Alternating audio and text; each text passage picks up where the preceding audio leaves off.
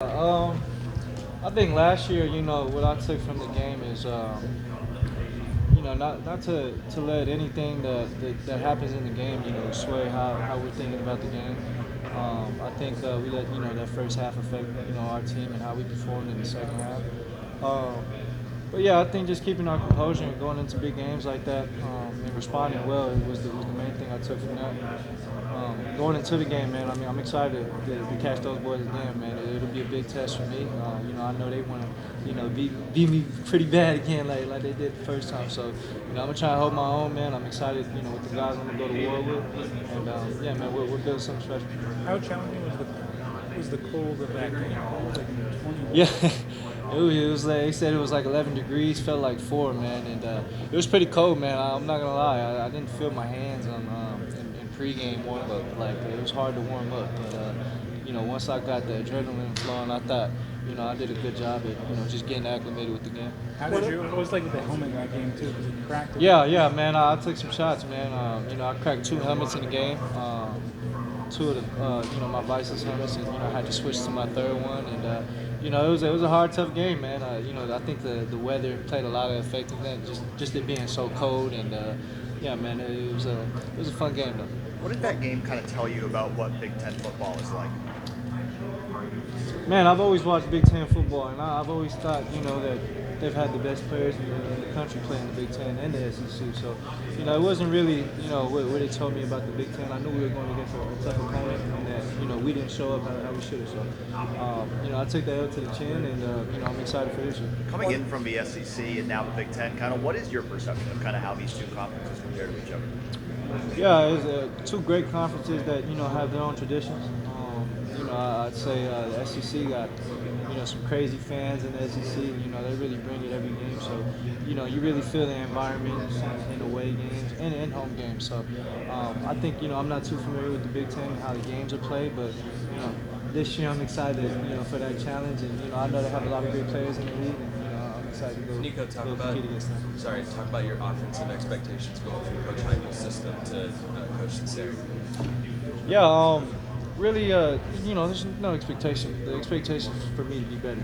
I got to get better with Coach Tino, and we had a great offense at Tennessee.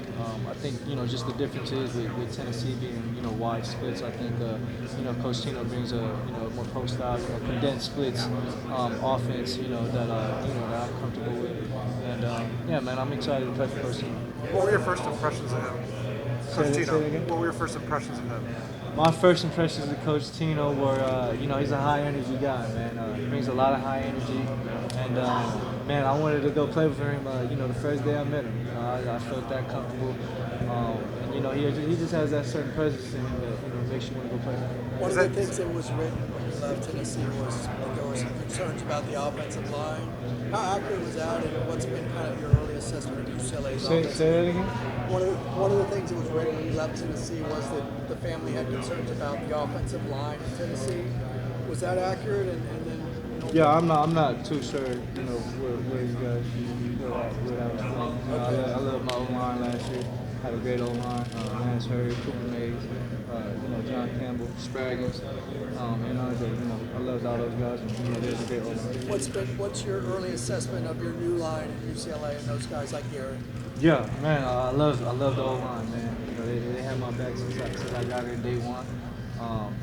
Just them being very accepting of me when I first got there, and just welcoming me. I felt good with them. So. Garrett took you bowling?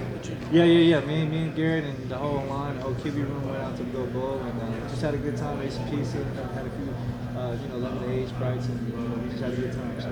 When exactly did you make the decision to leave Tennessee, and what was your communication with Josh Heupel when that was going on? My time to leave Tennessee was around the time that I think probably the reports came out.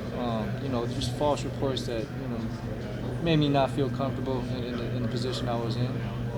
But in the back of my head, I always wanted to come back home and be closer to my mom, be closer to my dad, and just have my family, their support, at our games, and in our Samoan culture, I think we're always together, and I think that was the main thing for me, the driving factor for me to come What back. false reports you talking about? Say it again. What false reports you talking about?